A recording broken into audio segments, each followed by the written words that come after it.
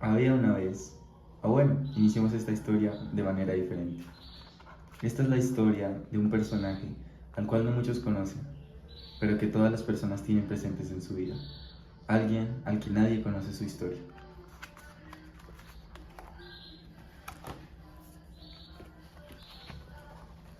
Iniciamos en la Edad Antigua y la Edad Media. El contexto socioeconómico de la antigüedad no se concebía como una disciplina autónoma la economía. Estaba integrada en la filosofía y la ética. En estos acontecimientos surgieron varios autores clave. En el siglo V a.C., en Grecia, Aristóteles nos da una reflexión sobre la justicia, en los intercambios y la distinción entre el valor de uso y el valor de cambio, dándonos un ejemplo de que el valor de uso a veces puede ser muy alto, pero el valor de cambio de una cosa puede ser insignificante. Pasamos a la Edad Media, en donde se aborda desde una perspectiva más moral y teológica, pues claro, era lo que predominaba en esa época. Santo Tomás de Aquino nos habla y nos desarrolla la teoría de un precio justo. Nos discute sobre la propiedad privada y la tasa de usura. Pasamos a Jean Bourrienne, que introduce varias ideas sobre la escasez y la necesidad como determinantes del valor. La necesidad en este momento surge como una palabra que hablaremos a continuación. En esta época existen diversas teorías acerca de la economía. Iniciamos con Jenofonte. En este contexto social ya se entendía la economía desde su origen griego. Eco como administración, nomía como hombre, que traduce hombre administrador. Jenofonte nos daba una perspectiva y llamaba economicus al hombre. Seguimos con Platón, que Platón tiene una teoría moralista y un poco más humanista de la economía. Dice que el humano es el centro de la economía política. Pasamos a Aristóteles, su aprendiz, que nos dice que es diferente el valor de cambio al valor de uso de las cosas. Posteriormente, Santo Tomás de Aquino, en la Edad Media, nos da la teoría moralista y nos dice que siempre debe usarse las cosas y comprarse y funcionar la economía por la necesidad. Después de la época de la Edad Media, llega un acontecimiento muy importante que empieza a desarrollar la economía más a fondo. Este es el mercantilismo. El mercantilismo se da gracias a las interacciones sociales que habían entre estados. Ya no simplemente se quedaban las relaciones económicas entre el mismo estado, sino que migraban. Esto gracias al desarrollo del barco y al transporte de mercancías marítimas.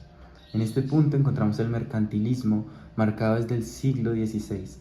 Enfatiza una acumulación de metales preciosos y una balanza comercial favorable.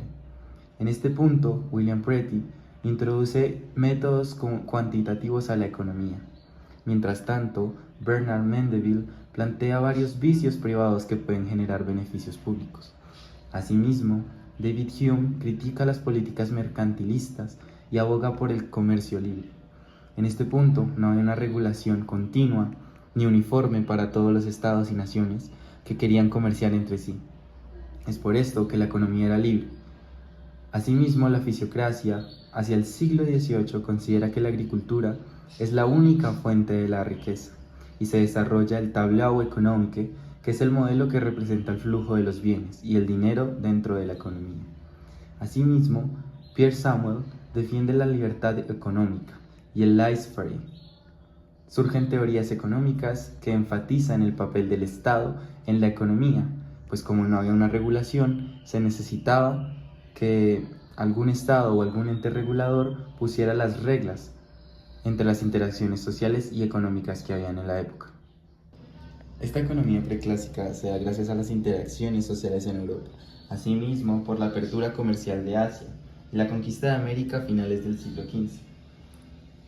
En este punto se ve una característica muy marcada, y es gracias a que las riquezas de las naciones estaban creciendo, se da la división del trabajo, lo que da lugar a los intercambios entre productores y consumidores y una división social entre empresarios y trabajadores.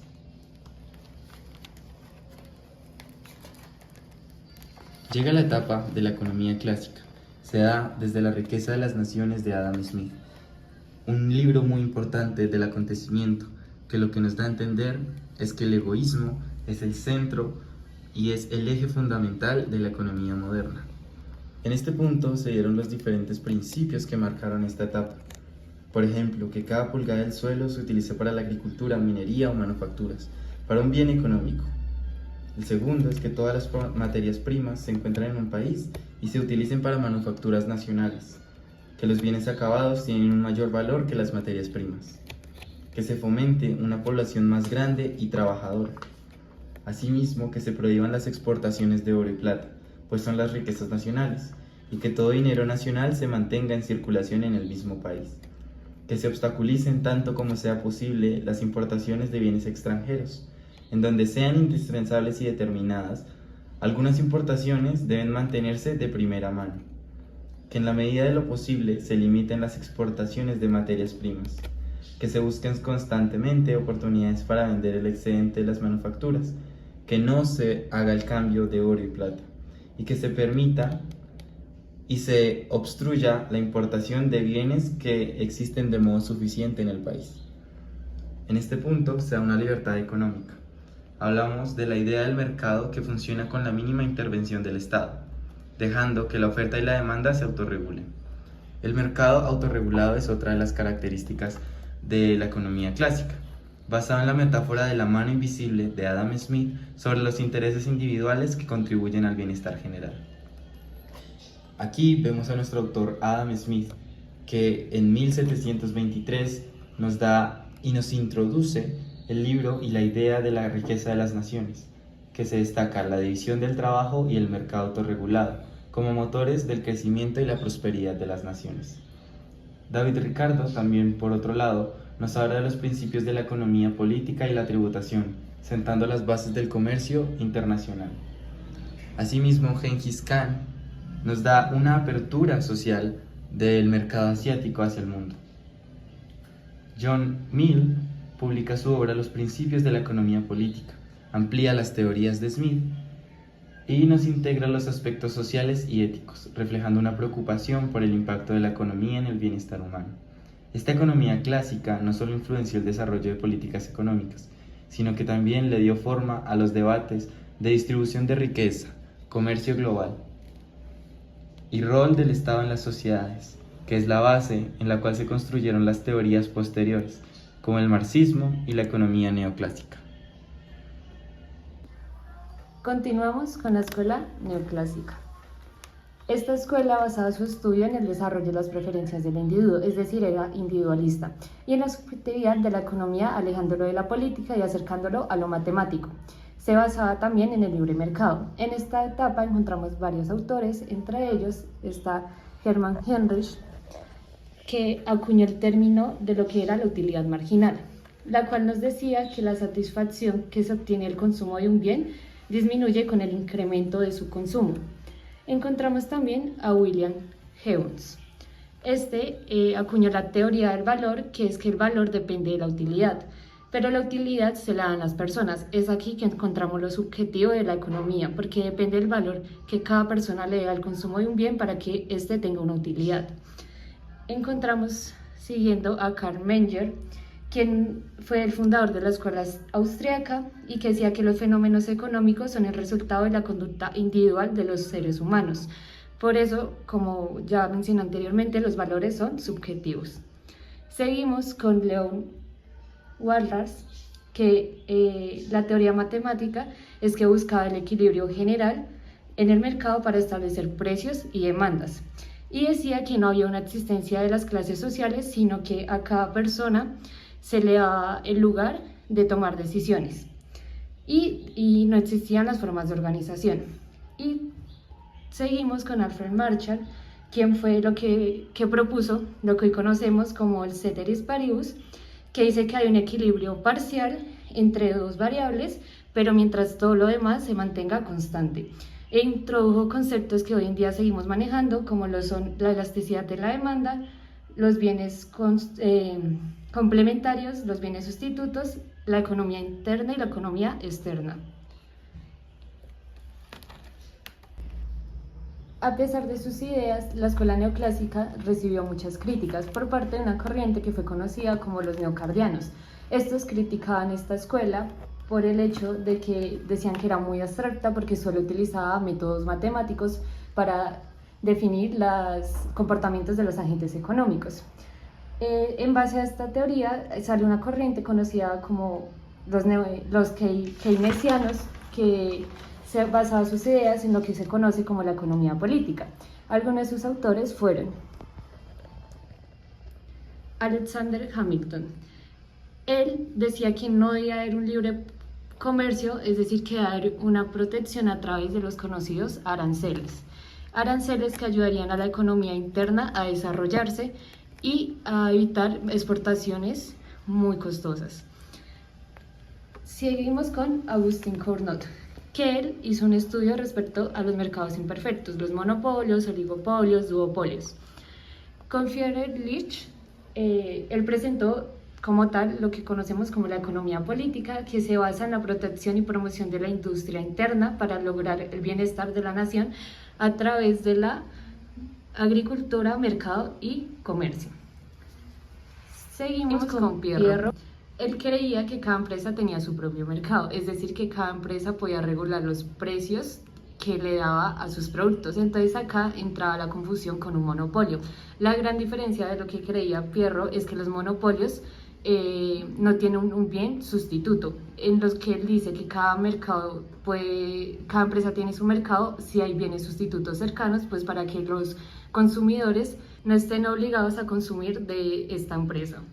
Continuamos con John Keynes. Él es conocido por ser el autor del fin del laissez-faire, que es la no intervención del Estado en la economía.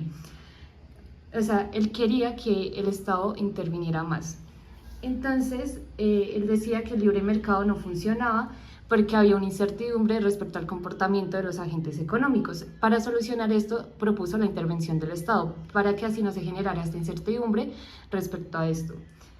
Continuamos con Joan Robinson. Esta autora dice que los monopolios no tienen total control sobre el mercado, pero debe ser intervenido con el Estado para que no genere un daño en la economía. Posterior a esto, seguimos con la escuela del socialismo. En el control obrero de la producción la tienen los trabajadores. Hay democracia al momento de tomar las decisiones, la propiedad social de los recursos y la distribución equitativa de los beneficios causados por la producción. El socialismo es conocido por la típica frase de la que todo es de todos. Hay varios autores conocidos. El primero es Charles Fourier. Charles decía que la organización de la producción y trabajo asignado debía ser de acuerdo al talento. Continuamos con el conde de Saint-Simon, que critica la propiedad privada. Por eso se dice que en el socialismo todo es de todos, porque no apoya que haya propiedad privada, y creía que el desarrollo se daba en base a la igualdad que tenían los trabajadores. Seguimos con Robert Owen, quien promovió el sindicalismo. La sociedad avanzaba si se mejoraban las condiciones económicas y morales del trabajador.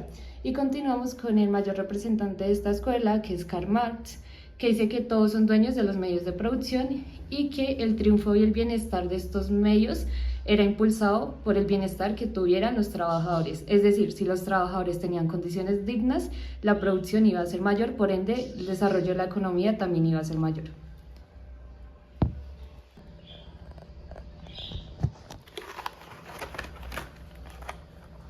El recorrido por las primeras 6 unidades del libro Pensamiento Económico nos invita a reflexionar sobre la evolución, las ideas económicas, desde sus raíces hasta las teorías contemporáneas, evidenciando cómo las estructuras sociales, políticas y culturales han moldeado el desarrollo de las teorías económicas. Estas unidades sientan las bases para comprender la dinámica compleja de las relaciones humanas en torno a los recursos, la producción y el intercambio. El primer capítulo de este libro nos hablaba sobre los orígenes del pensamiento económico. Ahí se abordaban las primeras civilizaciones que se enfrentaron a la escasez de recursos y desarrollaron reglas informales para administrar comunidades. Filósofos como Platón y Aristóteles marcaron un antes y un después al introducir conceptos fundamentales como la justicia distributiva y el valor de los bienes. La economía en este periodo era inseparable de la ética y la filosofía, presentando una visión holística que conecta lo material con lo espiritual. Continuamos con el segundo capítulo, que es la economía medieval y la influencia de la Iglesia. En esta etapa el pensamiento económico estuvo dominado por la moral cristiana. Escritores como Santo Tomás de Aquino defendieron el concepto de justo precio, y se aborda la usura como un pecado, reflejando los valores predominantes en una sociedad feudal. Esta unidad nos enseña que, como la economía, no se trata únicamente de números y bienes, sino de principios éticos que garantizaban una armonía social. En el tercer capítulo nos habla sobre los mercantilistas y su visión nacionalista. El mercantilismo marcó una transformación radical en la economía al priorizar la acumulación de riqueza nacional, principalmente en forma de metales preciosos. En esta unidad se exploraron los debates sobre la importancia del comercio, la colonización y las políticas proteccionistas que transformaron la economía global y sentaron las bases del capitalismo moderno. Los mercantilistas, si bien a menudo criticados, iluminaron la relación entre el poder político y la economía. En el cuarto capítulo encontramos el nacimiento de la economía clásica. Aquí se profundizan los aportes de Adam Smith, David Ricardo y Thomas Malthus, quienes establecieron principios de la mano invisible en el mercado, la ventaja comparativa y las limitaciones de crecimiento económico. Este periodo se destaca por ofrecer una visión más científica, menos normativa, fundamentada en la observación de los mercados y el comportamiento humano. Las ideas clásicas siguen siendo pilares fundamentales de muchas teorías económicas modernas. El quinto capítulo nos habla sobre los primeros cuestionamientos al liberalismo económico. Esta unidad examinó cómo pensadores como John Stuart Mill comenzaron a combinar elementos éticos como los planteamientos económicos clásicos. Surge una preocupación por el bienestar colectivo y la distribución justa de la riqueza. La integración de aspectos sociales en los análisis económicos marcó el inicio de un pensamiento más inclusivo que comenzaba a tomar en cuenta las realidades sociales y la moralidad. Por último, la sexta unidad se centra en los profundos cambios que trajo consigo la revolución industrial, la expansión del capitalismo junto con la explotación de la clase trabajadora. Dio lugar a críticas más radicales como las de Karl Marx y Friedrich Engels. Aquí se inicia un debate apasionado sobre la justicia social, las estructuras de poder y la sostenibilidad de un sistema económico. Se introdujo conceptos revolucionarios como la lucha de las clases, la teoría del valor del trabajo y el socialismo. En conclusión, estas 6 unidades no solo retratan el pensamiento económico como una acumulación de teorías, sino como una narrativa viva que responde a los desafíos de cada época. La economía desde sus inicios ha buscado equilibrar las necesidades individuales con las prioridades colectivas, ajustándose a las tensiones entre libertad y regulación, ética y rentabilidad, riqueza y pobreza. En última instancia, el estudio del pensamiento económico no es solo un esfuerzo académico, sino una herramienta para entender cómo las ideas dan forma al mundo en el que vivimos, y de las civilizaciones antiguas hasta las revoluciones industriales, de los fundamentos del pensamiento económico, como nos brindan una brújula para navegar en los desafíos contemporáneos y las oportunidades futuras.